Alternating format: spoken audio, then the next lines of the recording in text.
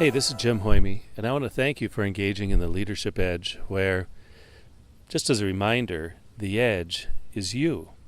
Regardless of your role, regardless of your responsibilities, regardless of your title, you're a leader, and we want to develop leaders across your practice, across your clinic, all across Therapy Partners. So why leadership, and why now? In a word, change. We're going through dramatic changes in our healthcare delivery system, and during times of change, you need transformational leaders, self-starter followers, and high-performance teams. By now you should have completed all the resources for Session 1 of the Leadership Edge, Healthcare Reform and Opportunities for Therapy Partners. Now we're going to wrap things up and pull it together with a key point summary, and most importantly, time to take action. We're going to summarize the 5 key realities that we have to consider in our changing healthcare market. 1, connecting the opportunity dots. 2, consolidation. Businesses that don't grow die. 3, the volume to value financial incentives. 4, the commodity syndrome that therapy practices face and must overcome. And lastly, the challenges of leading change. Check out the realities of the marketplace. We've got very high cost of healthcare. Musculoskeletal pain is driving a lot of that cost. In fact, musculoskeletal pain is the second biggest cost driver in healthcare today, behind oncology. And yet, half of the money we spent is wasted. There are literally millions of people who do not have health insurance. At the same time, there's a shortage of primary care providers. The government, commercial insurance, self-insured employers are all putting pressure on healthcare providers to lower total cost of care, achieve better outcomes, and engage in risk-sharing arrangements. And you know what? Therapy practices can be a solution. We must help bring down the total cost of care, provide such great care, great service, great solutions that we reduce the number of surgeries, MRIs, and high-cost interventions. We must provide greater access to care.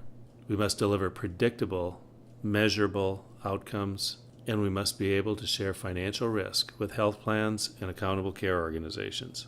The good news is, here at Therapy Partners and across the country, it's been proven that early and skilled therapy brings down total cost of care. Here within our practices, TPI therapists achieve outstanding photo outcomes, some of the absolute best in the country. And in situations like the U.S. military and at Kaiser Permanente, a large health system in California, physical therapists serve as primary care providers, which can provide greater access to care and take pressure off the highly stressed primary care providers across the country. And what we're finding in our market is that health plans and ACOs are embracing the idea of physical therapists as primary care providers for musculoskeletal pain. So with all this challenge, opportunity, it's absolutely opportunity, but we must deliver value. So we must deliver value to our patients, to the health plans, to the ACOs, to the self-insured businesses out there, to the powerful decision makers. And in doing so, we'll be able to seize that opportunity.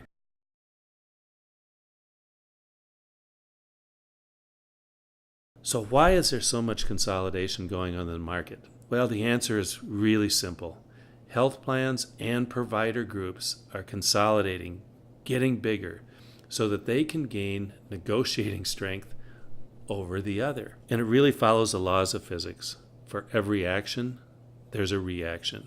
And when one group consolidates, another group follows suit.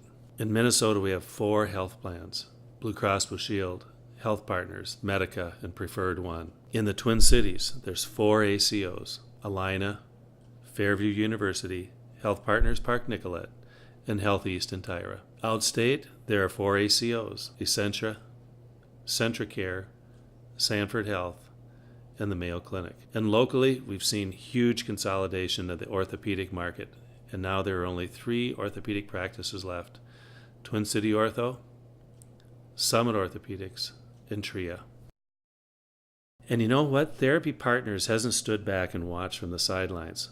We have consolidated as a management services organization, or MSO, of some outstanding therapy practices that have great reputations in their communities, and that has given all of the practices and Therapy Partners as a whole strength of size. But the beauty of it is the practices have remained independently owned, so the practice owners, the managers, and the team members can make decisions that are best for the communities they serve. So in summary, health plans, hospitals, medical groups have consolidated in our markets. Therapy Partners is a tightly integrated, consolidated team, and size and integration of services give Therapy Partners practices strength.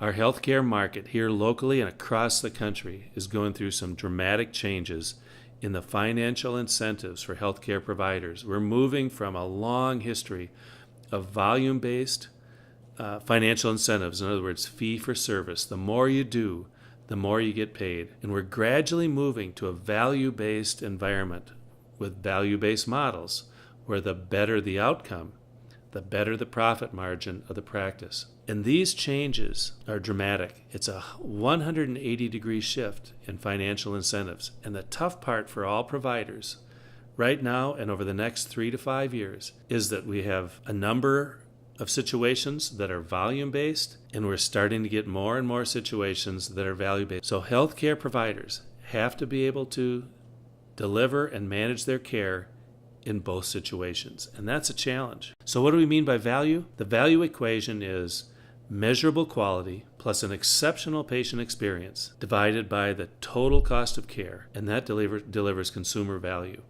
And this value equation is really the triple aim. Let's do a quick overview of the realities of a value-driven marketplace. Okay, who's got the power? Who are the powerful decision makers? The government. Commercial health plans like Blue Cross, Medica, Health Partners, accountable care organizations like Fairview, Allina, Health Partners, ParkNIC, Health East, and the medical homes, and medical homes are a part of the ACOs, and businesses and individuals. All of them make decisions about who is going to provide health care.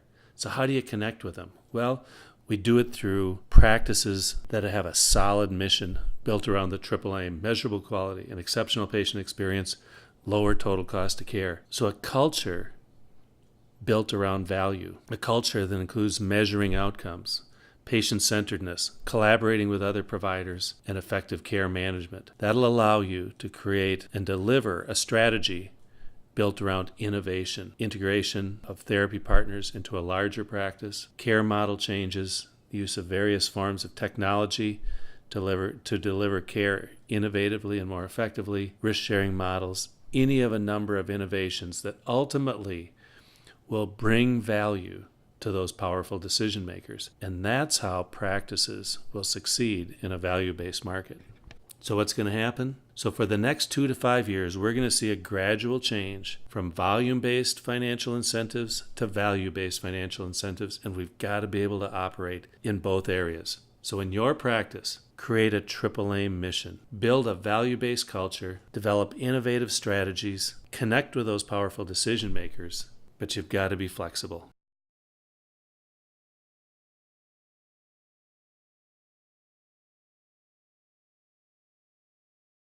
The commodity syndrome, where cost is the only factor. And for therapy practices, we don't have a chance if we are considered a commodity where cost is the only factor, because over time, the decision makers gradually drive down the cost. So what do? We deliver size and value in the marketplace. When we work with health plans, we work with ACOs, we seek win-win solutions. We develop new approaches to care that reduce total cost and control the overall cost of musculoskeletal pain. We seek direct access, and we create innovative solutions that bring value. And that's how you move out of the commodity syndrome to being considered a valuable provider. So what's our strategy for selling value to these powerful decision makers? Well, when we're working with health plans and ACOs, we go into every situation trying to understand what their problem is better than they do. We always respect their interests. And what are those interests? In most cases, their interest is to try to reduce the cost of therapy in a silo. But what are their real needs? We always try to understand what their real needs are, and what their needs are to reduce the total cost of care. So we try to come up with solutions that they don't even see that will reduce the total cost of care for musculoskeletal pain. That's what will bring real value to these decision makers. And when we do so, we always strive to exceed their expectations. And that's when we move from being a commodity to being a valuable provider, ultimately being a valuable resource. So in summary, overcome the commodity syndrome by delivering real, measurable value, get high photo outcomes, help your patients achieve the goals that are important to them. Work for win-win solutions with the decision makers, and we must be willing to share financial risk with health plans and ACOs and seek rewards for delivering value within those risk-bearing situations. The fifth point is leading through the challenges of change. And as we all know, change is never easy. And today in healthcare reform, we've got lots of it. So how do people react to change? Well, most people struggle with it, and they need leaders to guide them and teams to support them through the process. So in any group, in any team, 5 to 10% of people will hate change so much that they'll try to make it fail. 15 to 20% will resist it, and that 15 to 20% will resist it. So you've literally got 20 to 30% of people that really hold you back during change. 30 to 40% of people will be pretty flexible, go with the flow, probably won't resist the change too much, but probably not fully understand it and embrace it. But that's a problem too, because it takes time to get them on board. Now you've got 50 to 70% of people who take a lot of time, of the leader and the manager, to make the change work. The good news is 15 to 20% of people will embrace change and help create converts to also embrace that change, and 5 to 10% will be your change champions. So those 20 to 30% of people will help leaders and managers make change a success. But that's time consuming and it's challenging. But like Jack Welch said, if the rate of change on the outside exceeds the rate of change on the inside, the end is in sight and change is a reality. Successful healthcare practices must drive innovative change that brings real, measurable value to the powerful decision makers in the marketplace. And for change to succeed, we need self-starter followers, transformational leaders, and high-performing teams. Those are the things that we are going to learn about, apply to help our practices be successful. So this is a lot of information. I get that. It's a lot to digest, but let's try to tie it all together. And what can you do? Always strive to deliver triple aim value, achieve excellent photo outcomes, deliver an exceptional patient experience with every person you serve, and start from the very first phone call all the way through the course of care. Develop strong relationships. Help patients achieve their goals and reduce costly services that really aren't needed. If you're not growing, you're dying. Help your practice grow. Bring in new, loyal patients and build strong relationships with them. Connect with the powerful decision makers. At the therapy partners level, we're doing that through the health plans and the ACOs. In your clinic, in your practice, in your department, build relationships, build loyal relationships, one patient at a time. And lastly, embrace and lead change. Be a leader. Help your team make innovative changes that bring value to your practice. So now it's time to take action. Here's a few recommendations for you. First of all, be innovative, be creative. Think about this. And think about ways that you can truly deliver value. But here's some suggestions. Have discussions with your team at monthly staff meetings. How can we as a team deliver each aspect of the triple aim? Talk about it. How can we get better photo outcomes? How can we build stronger relationships with our patients? And how can we help our patients make better decisions about their healthcare? Not just about their therapy, but all of their healthcare. Secondly, how do you manage patient expectations? After asking each one of them, what are the 2 most important goals you want to achieve in therapy? And lastly, how can we help patients make good decisions about the interventions they seek from healthcare providers? And probably tied into that, how can we help our patients develop healthier lifestyles. That wraps up our key point summary for session 1. Hopefully you've got some good ideas to help you move forward with your team to implement these ideas. I'll let you know. This was the longest key point summary of any of the sessions we have. The other ones are going to go a lot faster. Thanks for hanging in there. Session 2 is coming up this week, where we're going to talk about building a high-performance team culture in your practice and what you can do to achieve that. It's a great topic. I think you're going to see a lot of relevance in it as we talk about culture and how do you build the culture that you want, and ultimately, how do you build a high-performance team around 7 key characteristics. Thanks again for engaging. We'll see you next week.